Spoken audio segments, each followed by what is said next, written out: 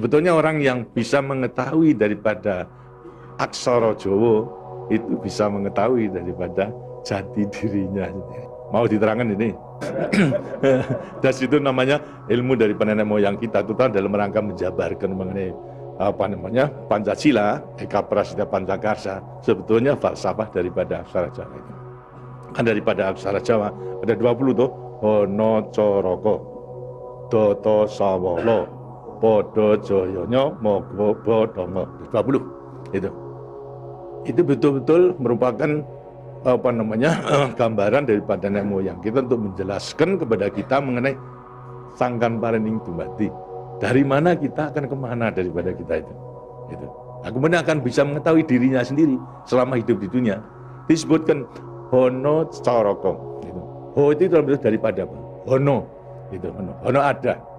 No itu daripada apa? Dari wujud daripada Hono. Mulai daripada Gono Legeno. Gono itu belum wujud, belum berbentuk. Legono itu masih belum ada sandangan, masih utuh. Itu belum ada taling tarungnya dan sebagainya, masih belum sandangan. Terus Hono. Jadi manusia itu memang dilahirkan, diciptakan oleh Tuhan mulai daripada Hono hurip. Huripnya siapa? Nur daripada Tuhan Yang Maha Kuasa. Lantas diciptakan oleh manusia terdiri pada tanah, kemudian air, lantas hawa dan juga api. Apa itu? Ya daripada semua tumbuh-tumbuhan yang ada ini.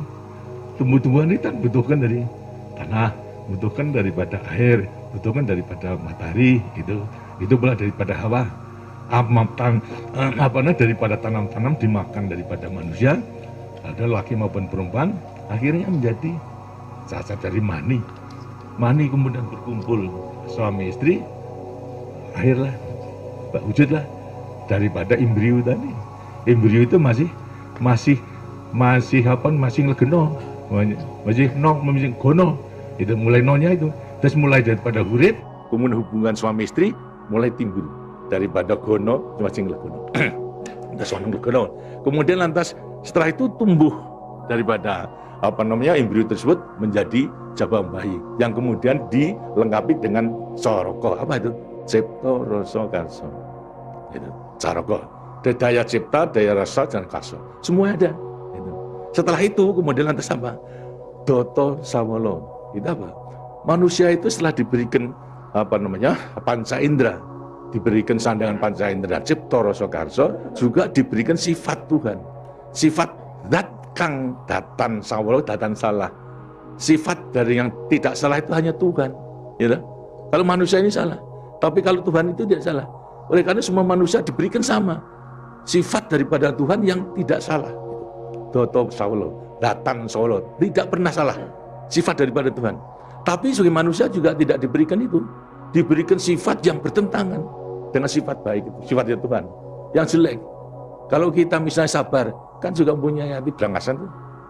Ya.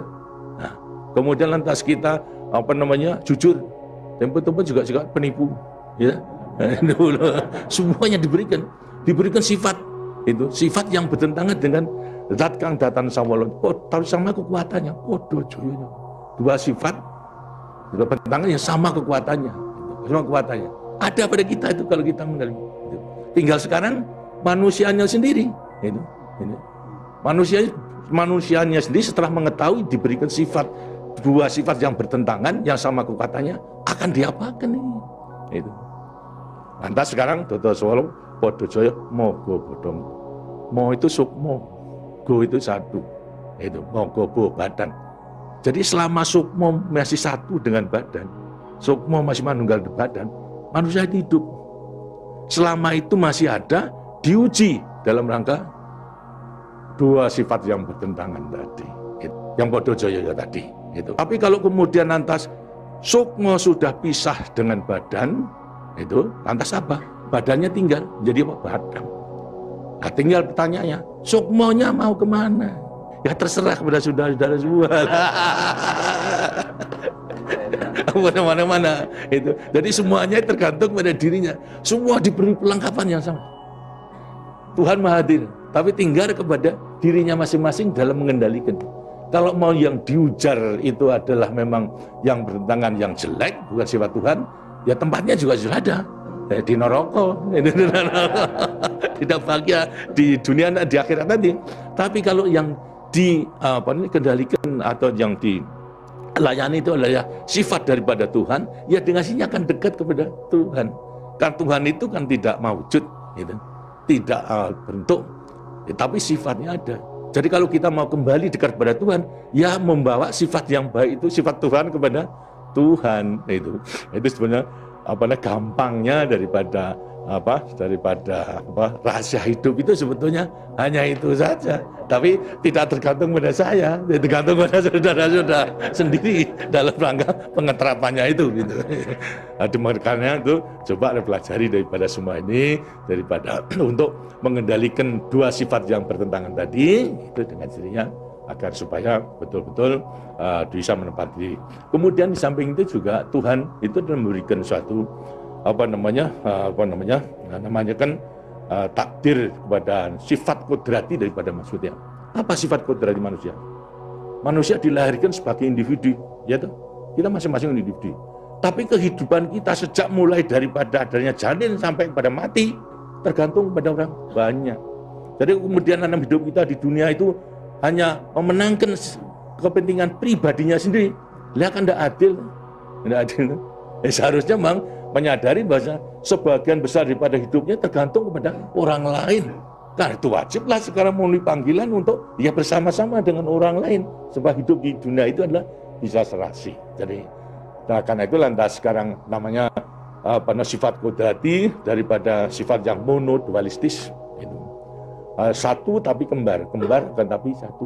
Ialah sifat individu sama sebagai makhluk sosial. Nah, itu kuncinya daripada penghayatan, pengamalan daripada Pancasila. Itu sebagai peninggalan daripada ilmu, dari peninggalan moyang kita yang namakan juga ilmu kasunyatan sama sangkan paraning dumadi. Itu sebetulnya ilmu kebatinan dalam arti bukan klenik. Kebatinan dalam arti mendekatkan diri kepada Tuhan, pada Tuhan. Tadi orang mengatakan itu klenik, itu bukan. Yang klenik itu yang salah melaksanakannya, itu yang klenik itu. Tapi sebetulnya intinya adalah memang demikian. Nah, mudah-mudahan saudara-saudara akan bisa sekali lagi mengoreksi kepada diri sendiri. Artinya kasunyatan, lihat kenyataan pada dirimu sendiri. Itu. Bagaimana? Karena sudah mengetahui, baru nanti akan gampang untuk meletakkan semuanya. Terima kasih. Dan demikianlah daripada penjelasan. Karena itu setelah nanti selesai kembali ke tempatnya masing-masing, mudah-mudahan akan bisa melaksanakan tugasnya dengan sebaik-baiknya dalam kita melanjutkan pengabdian kita pada negara dan bangsa yang sedang membangun ini. Terima kasih. Wassalamualaikum warahmatullahi wabarakatuh.